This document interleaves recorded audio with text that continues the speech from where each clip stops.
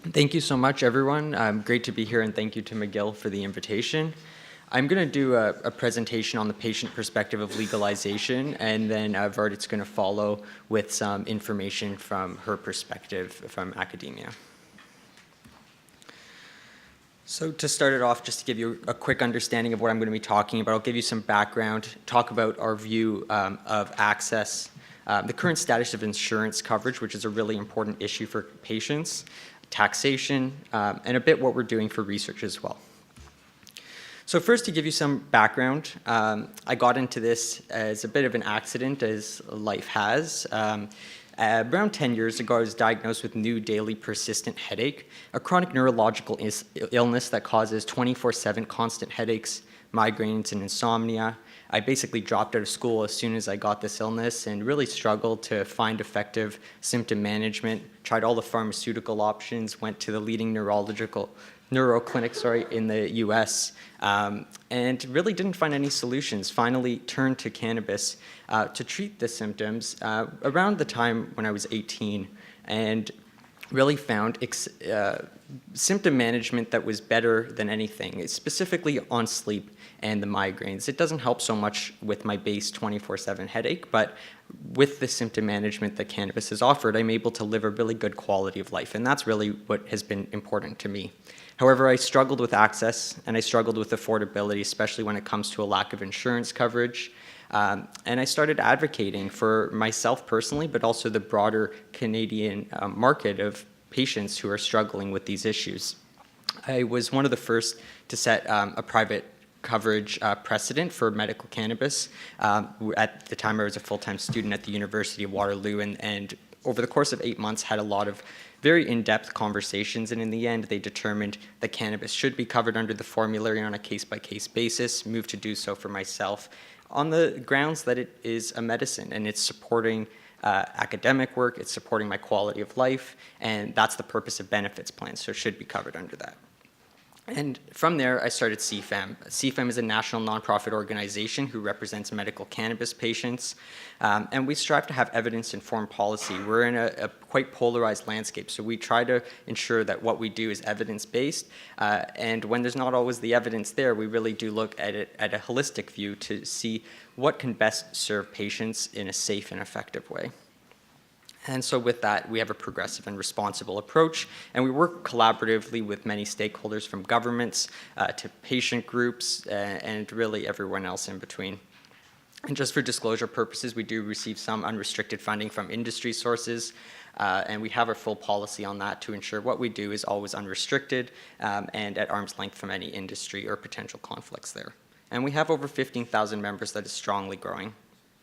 I should also mention that I am I'm not sure what's listed in my agenda, but just a few weeks ago I resigned as executive director and we appointed a president and CEO. So just speaking today as the founder and advisor. So to give you an understanding of our areas of focus, we have three main ones: access, research, and education. And mainly I'm going to be talking about access, including affordability, product forms and potencies and distribution, a little bit about research, and some of the education that falls in between. So to give you an understanding of the medical cannabis patient population in Canada, these are people who are registered with the legal ACMPR medical cannabis system. It doesn't necessarily represent all of those who use cannabis for medical purposes.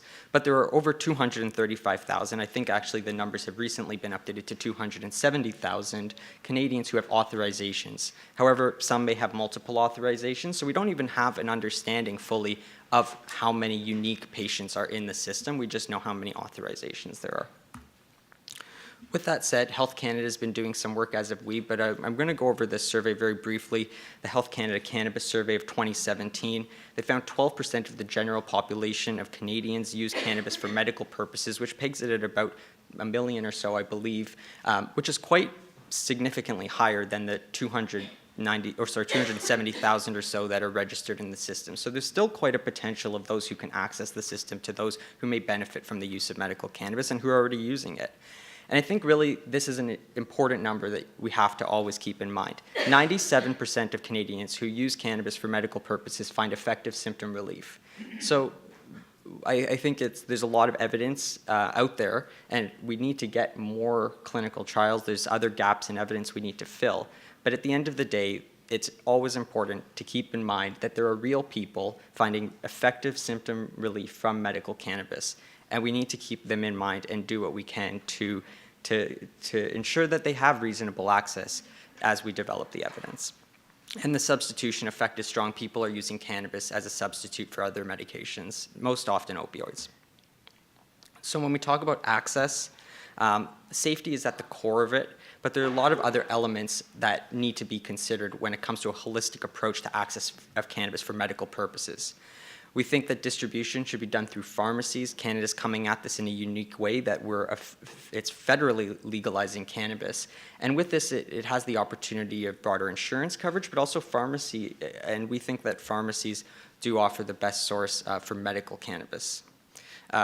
With that, supply is a big concern leading into legalization. It's already a concern today. Patients aren't able to always access consistent supplies of strains that they need. And moreover, leading into legalization, there's going to be a huge new demand burden on the market. And this market was created for medical cannabis. So it's growing. Health Canada is increasing licensing, but there's no guaranteed supply for medical cannabis. And this was something that was recommended in the task force, but wasn't necessarily adopted in law. On affordability, I'll touch on more. And products, there was a case called the Smith case that said Health Canada should expand product forms and potencies. They took the smallest step possible. I don't know if it's a full response to that case, but we are hopeful that they are going to expand these product forms and potencies, and they have made the commitment to do so within a year of legalization. Why pharmacies? There's 4 main reasons: safety, ease of access, education, and professional oversight. Pharmacies deal with every other medication on prescription. If people are using it as part of a holistic, integrative therapy approach, pharmacies make sense. The oversight and the safety offered makes sense. And beyond that, the insurance coverage and the taxation plausibilities are much better in the pharmacy context. Do you want to give me a 5-minute warning? And in terms of insurance coverage, affordability, as I've said a few times, is really the pressing issue facing patients today. 60% of Canadians who are prescribed medical cannabis can't afford their full dose. And when we look at pharmaceuticals, that number is about 10%. So it's quite a large access issue. This is the biggest. So in terms of private coverage, I did mention that there are a few plans that have covered it, and they do this in different ways. I'm not going to go into all the details, but certainly if you have a health spending account, that can be used to claim medical cannabis coverage. Formulary coverage is dependent on the individual plan sponsor, so individual union, employer, student union, whenever it may have. But right now, no formulary is included on a broad scale. So it really is up to individuals and organizations to start moving towards coverage. And we have seen a lot of traction in this area, with Sun Life, one of Canada's largest insurers, starting to offer products. The other ones, I think, will do so this year too. So this has been one of the core focuses of CFIM and will continue to be. In terms of public coverage, talking about things like disability, welfare, and so on, people with low incomes and otherwise, the coverage is even less, which is really unfortunate because these are the people who need it the most. So again, we're continuing to advocate in this area, and we have seen some progress in certain instances with vaporizer coverage and coverage when people get into motor vehicle accidents or workplace injuries. And the one thing I wanted to leave enough time to touch on, so hopefully I do, is taxation. This has been the focus of our work for the past 4 or 5 months or so, since November. The Government of Canada has consistently applied HST, GST to medical cannabis sales.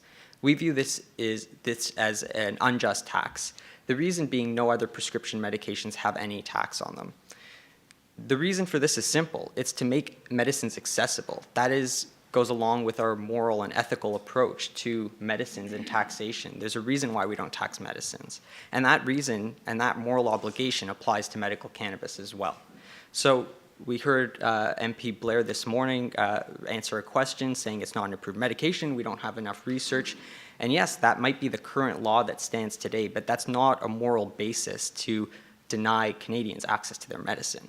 And beyond that, the government, and I think this is what really adds insult to injury, is now intending to apply an excise tax to medical cannabis. And this is also called a sin tax. It's normally reserved for gasoline, alcohol, tobacco. And I think the industry as a whole generally supports this kind of taxation on the non-medical side. But when we're talking about medically authorized cannabis products, we're treating, and not we, the government and Mr. Blair is treating patients as sinners and saying that they don't deserve access to their medicine on the basis of affordability. And we don't think that's right, and certainly Canadians don't think that's right. We launched a campaign called Don't Tax Medicine. Over 16,000 Canadians, and that's growing on a daily basis, have already let their MPs know that taxing medicine is wrong. 12 very well-established national nonprofits have joined a coalition calling for the elimination of tax on medical cannabis. Every federal opposition party has stood up, and we've done public polling, and only 2 in 10 Canadians actually support this initiative. Every MP I've spoken to on every single party lines, including Liberals, don't support this. So I'm not exactly sure where it's coming from, but really I think the key thing to hear is that there's still time to make your voices heard. Go to Don't Tax Medicine. We have bilingual versions as well to send letters to the Finance Committee, because that's where the point it's at now. The government hasn't listened to patients. They've decided to go ahead with this. But luckily, we are going to put forward an amendment. We've been called to appear as a witness next week in front of Finance Committee, and hopefully this amendment passes, and if not, we'll continue to explore potential litigation. And beyond that, when it comes to research, we all know, I think one of the most common themes that you hear from pretty much every stakeholder in the cannabis space is that we need more research, and we agree. That's not an excuse necessarily to tax patients, but we need more research. So let's work together and get there. We've been working with the Arthritis Society specifically to call on the government to fund medical cannabis-specific research to the tune of $25 million over 5 years, and we're starting to see some traction in this area, and this would be directed to CIHR to grant out. And with that, I'll leave it to Vardy.